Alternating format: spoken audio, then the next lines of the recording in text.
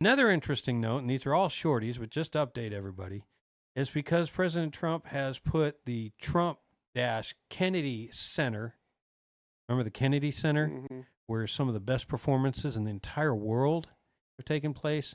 The president's decided to put his name before Kennedy. So it's the Trump Kennedy Center, if I said it correct. Of course, it's the Trump Kennedy Center. His name would be first. But an interesting spin internally here in the U.S. is that since 2006, the jazz performance that happened on Christmas Eve, since 2006, we're talking 20 years consistently, that group's promoter, as soon as the Trump went up, he canceled the show. So there was no performance at the Trump Kennedy Trump Kennedy Performance Center on Christmas Eve. And his reasoning was very much like the wrestler who left. He's not going for the Trump Kennedy name. It's just not working. Mm-hmm. So after 20 years of that producer, and I forgot the name, forgive me, he's pulled out. So there's a lot of grumbling on all levels, whether it be national or worldwide. And there's a lot of, I'm well over 55, as I said. And I've seen instability in this country before, and I've seen instability around the world. And you guys know I've served, and I've served during wartime, although I was in a support capacity, so I was not on the front line. But there's a lot of grumbling up there, and I don't know if it's just because we have more access to more information, because once it's on the internet, it's there, and there are so many people who can source so many different things. So I don't know. Maybe it's always been like that, and we just have more information, or maybe it's not. So that's just kind of my little. So yeah, what you got, Dark? I was looking up this Niger ban, Mm-hmm.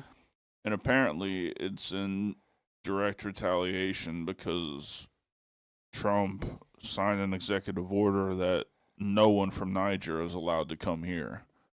So then they So tit for tat. tit for tat. Okay. And I'm sure there's some businessmen from that country that come over here for business reasons or whatnot, but I've never even heard of the countries. I have, but Have you? I've only heard of it because of stupid little memes. Gotcha.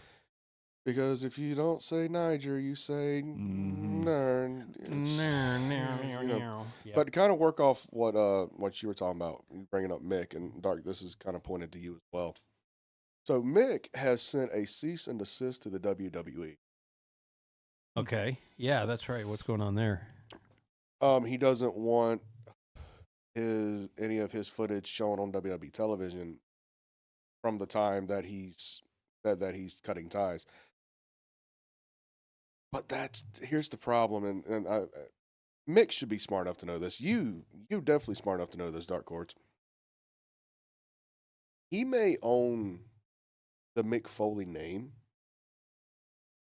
but WWE owns the likenesses of Cactus Jack, Dude Love, Mankind, and the character of Mick Foley played on TV. And they own all the footage. Yeah, they own all that footage. Unless they weren't doing that back when Mick first joined. Oh no, WWE owns all three of the Foley characters, IPs, and everything. Well, I think he probably sent that cease and desist letter just as he knows it's not going to do anything, but I think he's just, maybe my thought train is he's just trying to cement his position in this whole thing.